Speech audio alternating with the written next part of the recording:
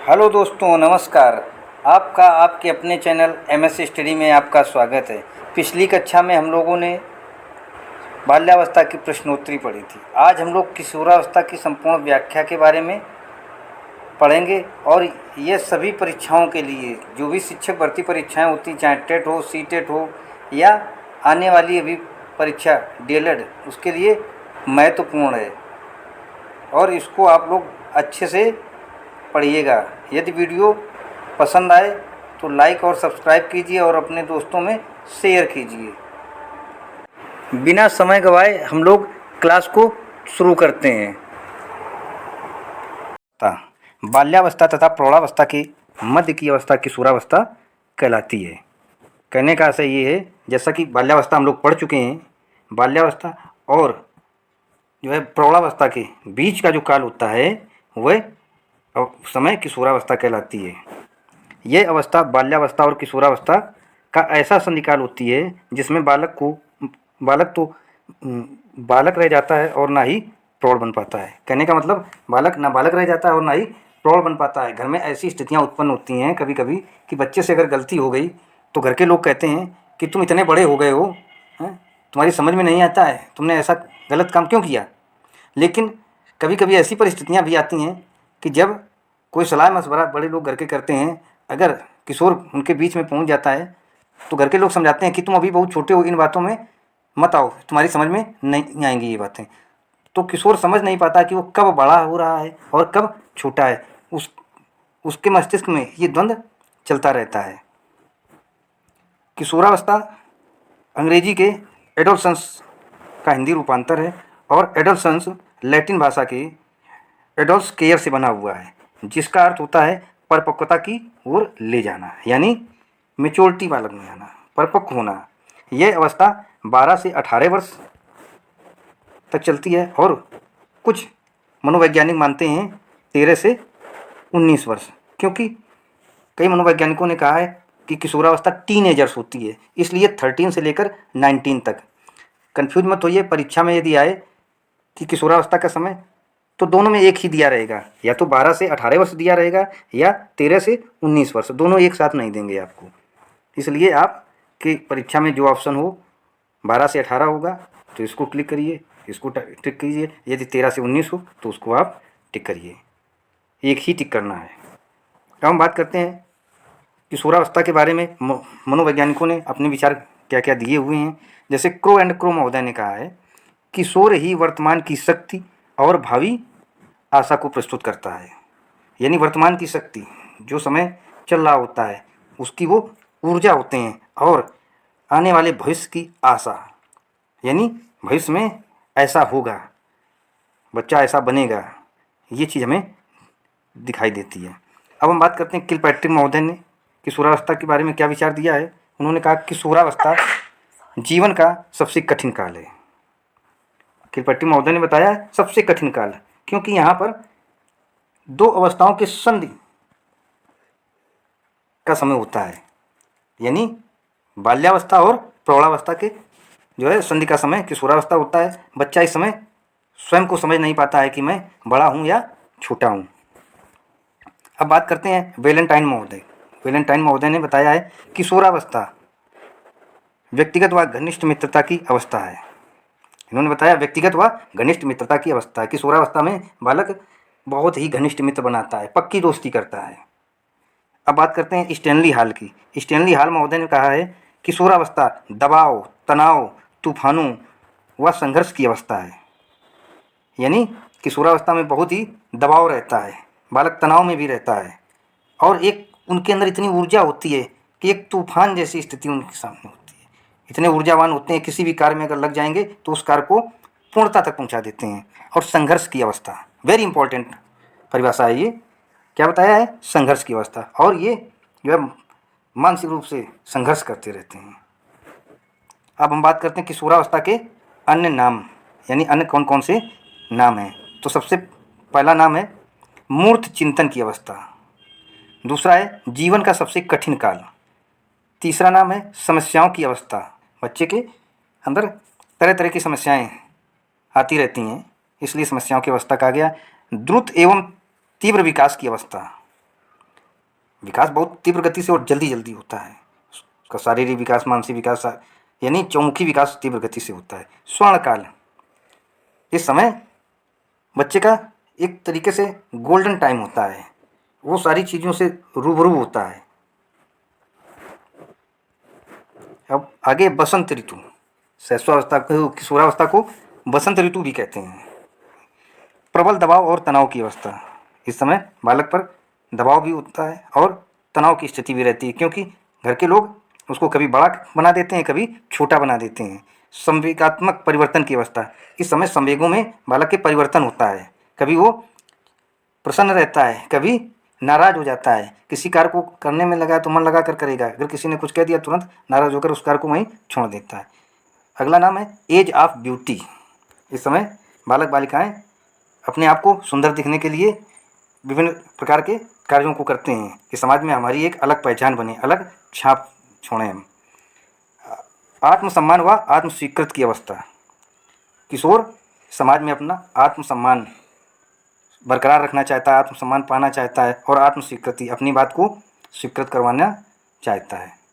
अब बताती है सुनहरी अवस्था, अभी इसको अंग्रेजी में हमने देखा है जो है गोल्डन एज, यानी सुनहरी अवस्था। अब बताती स्थिरता की अवस्था, इस समय अस्थिरता की अवस्था, इस समय बालक अस्थिर रहता है, उसके मस्तिष्क में तरह तरह के विचार चलते रहते हैं, वो स्थायी रूप से किसी बात को सोच नहीं पाता है। अब हम बात करते हैं विशेषताओं की, किशोरावस्था की विशेषताएं। तो पहली विशेषता है चौमुखी विकास, बालक का चौमुखी विकास, यानी शारीरिक विकास, मानसिक विकास, सामाजिक विकास, संवेगात्मक विकास, नैतिक विकास, ये चौमुखी विकास के अंतर्गत आते हैं। बुद्धि का अधिकतम विकास, अगली विशेषता है बुद्धि का अधिकतम विकास, यानी इस समय बालक की बुद्धि का अधिकतम विकास होता है, उसका मस्तिष्क तीव्र गति से कार्य करता है, वो मानसिक क्रियाओं को अच्छी तरीके से करने का प्रयास करता है। समाज में समाज सेवा व देशभक्ति की भावना, किशोरावस्था में बालक में समाज सेवा व देशभक्ति की भावना का विकास होता है। वो समाज में जो भी क्रियाकलाप दिखाई देते हैं उनमें बढ़ चढ़कर अपना भाग या अपना हिस्सा लेने का प्रयास करता है। अगला बिंदु है विषम लिंगी के प्रति आकर्षण, इसमें किशोरों का किशोरियों के प्रति आकर्षण बढ़ जाता है। नेतृत्व का विकास अगली विशेषता है, इस समय किशोरों में नेतृत्व क्षमता का विकास होता है, यानी वो लीडरशिप करने लगते हैं, अपने आप को नेता महसूस करने लगते हैं, अपने समूह में अपने आप को लीडर मानने लगते हैं, क्योंकि उनके अंदर नेतृत्व करने का गुण विकसित हो जाता है। अपने से बिछड़ने का गम, किशोरावस्था में बालकों में अपनों से बिछड़ने का गम बहुत होता है, वो अपनों से अधिक समय तक दूर नहीं रह सकते हैं, अगर बिछड़ते हैं तो उनकी याद करके वो परेशान भी रहते हैं। अगली विशेषता है वीर पूजा या नायक पूजा की प्रकृति, इस समय बालक किसी न किसी को अपना आइडियल मानते हैं, अपना नायक मानते हैं और उसकी जो गतिविधि होती है उनके कार्यों का वो अनुकरण करते हैं और विचारों का अनुसरण करते और उन्हीं के रास्ते पर चलने का प्रयास करते हैं। अगली विशेषता ईश्वर, धर्म में विश्वास या अविश्वास, किशोर इस समय धर्म में विश्वास करते भी हैं और नहीं करते हैं, ईश्वर में भी विश्वास करते हुए देखे जाते हैं। अगर किसी ने कोई कार्य गलत किया है तो कहेंगे ईश्वर सब देख रहा है, तुमने जो ये कार्य किया है इस गलत कार्य का पाप आपको भोगना पड़ेगा, ऐसे किशोर कहते हैं। कुछ किशोर कहते हैं अरे कुछ नहीं होने वाला है, कुछ नहीं होता है, तो कुछ धर्म में विश्वास करते हैं ईश्वर में और कुछ नहीं भी करते हैं।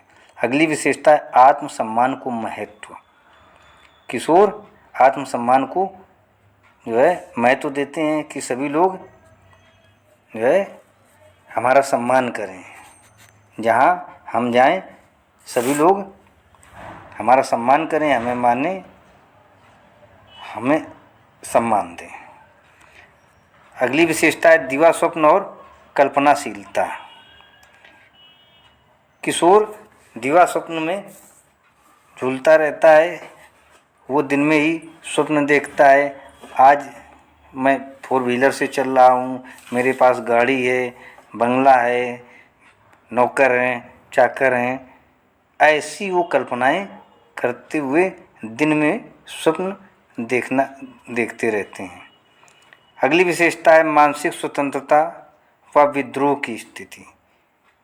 किशोर स्वतंत्र रहना चाहते हैं, वो किसी दबाव में या किसी के अधीन रहना पसंद नहीं करते हैं। यदि उनकी स्वतंत्रता का हनन होता है या स्वतंत्रता उनकी छीनी जाती है तो वो विद्रोह करने की स्थिति में आ जाते हैं, यानी वो विरोध करने लगते हैं। अगली विशेषता है स्वतंत्र सोच। किशोरों की स्वतंत्र सोच होती है, वो अपने विचारों में किसी की दखलंदाजी पसंद नहीं करते हैं। वो सोचते हैं कि जो मैं बोल रहा हूँ, कह रहा हूँ या जो कर रहा हूँ वही ठीक है। विचारों में मतभेद। किशोरों के विचारों में और घर के लोगों में उनके विचारों में मतभेद देखने को मिलता है, क्योंकि किशोर अपने स्वतंत्र विचारों के माध्यम से चलना चाहता है और घर के लोग परंपरागत विचारों को बालक के सामने रखते हैं। ऐसी स्थिति में दोनों के विचारों में टकराहट होती है, द्वंद्व फैलता है, मतभेद होता है विचारों में। आत्म चेतना की भावना। किशोरों में आत्म चेतना यानी स्वचेतना की भावना का विकास होता है। वो अपने आप को सक्रिय रखना पसंद करते हैं, क्योंकि उनके अंदर अपार स्फूर्ति, अपार ताकत होती है। स्वपहचान। वो समाज में अपनी एक अलग पहचान बनाना चाहते हैं, अपने माँ बाप भाई बहन के अतिरिक्त। लोग उसे उसके नाम से जाने, लोग उसे उसके नाम से पहचाने, ये किशोर की इच्छा होती है। आत्मनिर्भरता। किशोर आत्मनिर्भर रहना पसंद करता है। वह अपने कार्यों को स्वतः करता है और दिए गए कार्यों को भी करने का प्रयास करता है। मादक पदार्थों का सेवन। किशोरावस्था ये एक ऐसी अवस्था है जहाँ पर बालक का ध्यान रखना अभिभावक के लिए बहुत आवश्यक होता है, क्योंकि इसी अवस्था में बालक अच्छे और बुरे कर्मों को करना सीखता है और इसी अवस्था में बालक मादक पदार्थों का यानी जो नशीले पदार्थ होते हैं उनका सेवन करना, उनको ग्रहण करना प्रारंभ कर देता है। इसलिए हमें ध्यान रखना चाहिए। अगली विशेषता है समूह का महत्व। बच्चे समूह का महत्व बहुत रखते हैं, यानी उनकी जो एक फ्रेंड सर्किल होती है, दोस्तों का एक समूह होता है, उसको वो सर्वोपरि मानते हैं। उस समूह के द्वारा बनाए गए नियमों का पालन अक्षरशः करते हैं। अब हम बात करते हैं शारीरिक विकास की। तो शारीरिक विकास में सबसे पहले आती है बात भार की। किशोरावस्था में भार लगभग 25 पाउंड होता है और सिर तथा मस्तिष्क का भार यानी उनके सिर और मस्तिष्क का भार 1 किलो 200 ग्राम से 1 किलो 400 ग्राम तक होता है। लंबाई की बात करें तो बालकों की अधिकतम लंबाई 18 वर्ष तक पूर्ण हो जाती है, यानी उनको जितना लंबा होना होता है वो लगभग 18 वर्ष की उम्र तक लंबे हो जाते हैं और बालिकाएं 16 वर्ष की उम्र तक अपनी अधिकतम लंबाई को प्राप्त कर लेती हैं। किशोरों में हड्डियों की संख्या 206 हो जाती है, जबकि आपने देखा शैशवावस्था में 270 थी, बाल्यावस्था में 350 हुई और अब किशोरावस्था में 206 रह गई। क्यों? क्योंकि अस्थीकरण होता है, जो छोटी छोटी हड्डियाँ होती हैं वो आपस में जुड़ जाती हैं, इसलिए हड्डियों की संख्या में कमी आ जाती है और वो 206 रह जाती हैं। किशोरावस्था में हृदय की धड़कन 1 मिनट में 72 बार होती है। और हम बात अगर मांसपेशियों की, तो शरीर के कुल भार का, जितना शरीर होता है उसके कुल भार का 44% भार मांसपेशियों का हो जाता है। और अब बात करते हैं मानसिक विकास की। मानसिक विकास में स्पीयरमैन और क्रो महोदय ने कहा है कि 16 वर्ष में पूर्ण मानसिक विकास हो जाता है। ये दोनों मनोवैज्ञानिक, स्पीयरमैन और क्रो दोनों लोगों का मानना है कि 16 वर्ष की अवस्था तक क्या होता है, 16 वर्ष की उम्र में पूर्ण मानसिक विकास बालक का हो जाता है। जबकि वाटसन महोदय के अनुसार 18 वर्ष में पूर्ण मानसिक विकास होता है। वाटसन महोदय 18 वर्ष मानते हैं।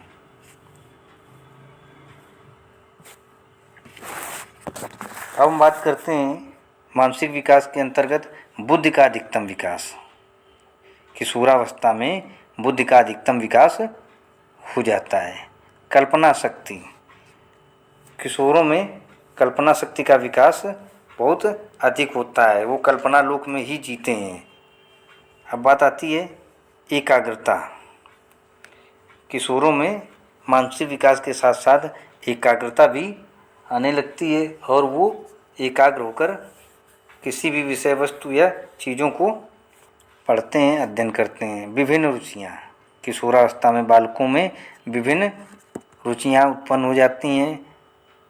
किसी बालक की खेल कूद में अधिक रुचि है, किसी की खाने पीने में, किसी की पढ़ने में, है ना, किसी की मूवी देखने में। इस प्रकार रुचियों में जो है भिन्नता आ जाती है।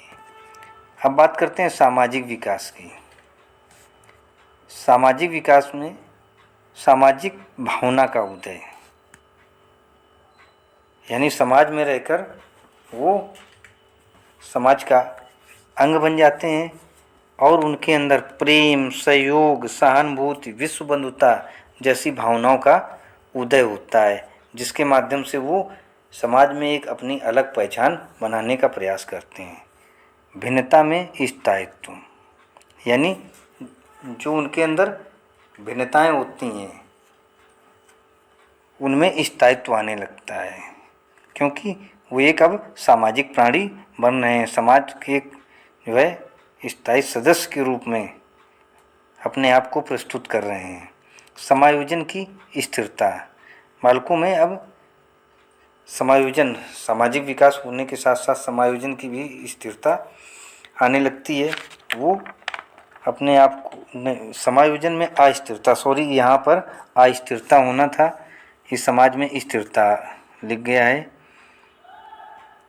वो समाज में अस्थिर रहते हैं, यानी जैसी परिस्थिति होती वैसा ढलना चाहिए, ऐसा नहीं हो पाता है। वो अपने विचारों में अपने आप को अलग महसूस करते हैं, इसीलिए वो समाज में स्थिर नहीं रह पाते हैं। अस्थिरता उनके अंदर बनी रहती है। अब बात करते हैं सामाजिक पहचान की। बालक समाज में रहकर एक अपनी अलग पहचान बनाना चाहता है, उसे सभी लोग उसके नाम से जाने कि फला व्यक्ति कौन है।